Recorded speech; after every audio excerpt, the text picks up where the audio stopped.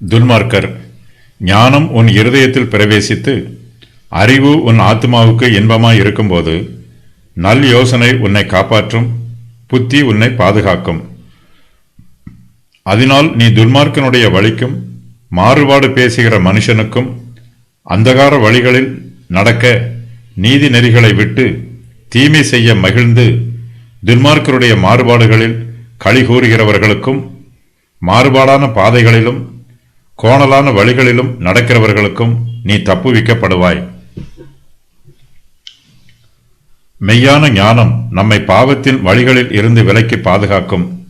இந்த உலகத்தின் ஐஸ்வர்யத்தை விட கர்த்தர் நமக்கு கொடுக்கிற ஐஸ்வர்யமே மெய்யான ஐஸ்வர்யம். கர்த்தர் கொடுக்கிற ஐஸ்வர்யம் மாத்திரமே நம்மிடத்தில் தங்கி இருக்கும். இந்த உலகம் கொடுக்கிற ஐஸ்வர்யம் நம்மிடத்தில் தங்கி இருக்காது. நாம் பாவத்தின் தீமையில் இருந்து விலகி ஜீவிக்க வேண்டும். பாவத்தில் சிக்கிக் கொண்டால் அழிவு வரும். பாவம் நம்மை ஆளுகை செய்யாமல் தேவனுடைய ஞானம் நம்மை ஆளுகை செய்ய வேண்டும். ஞானம் நம்முடைய இருதயத்தில் பிரவேசிக்க வேண்டும். அறிவு நம்முடைய ஆத்மாவுக்கு இன்பமாய் இருக்க வேண்டும்.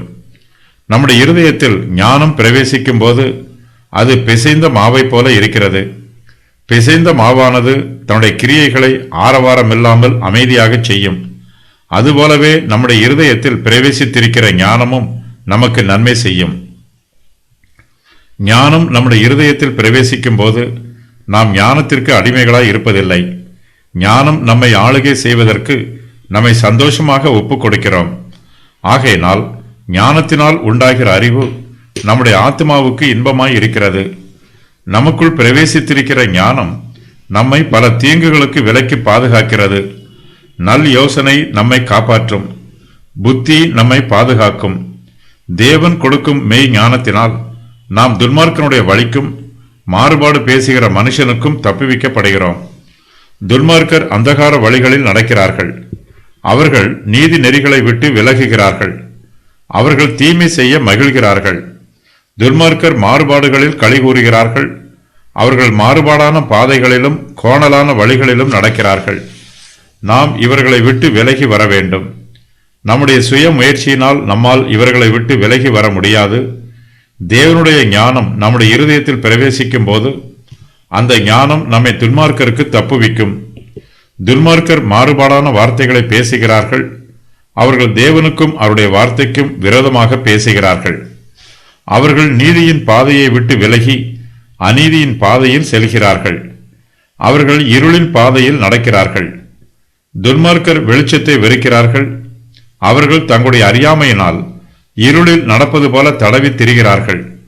இவர்கள் குருடருக்கு வழிகாட்டுகிற குருடரைப் போல இருக்கிறார்கள். இவர்களும் இருளில் நடக்கிறார்கள், மற்றவர்களையும் இருளில் தள்ளிவிடுகிறார்கள்.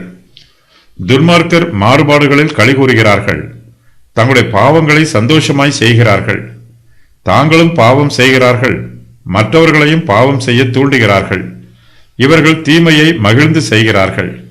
மற்றவர்கள் பாவம் செய்யும் போதும் இவர்கள் மகிழ்ச்சி அடைகிறார்கள்.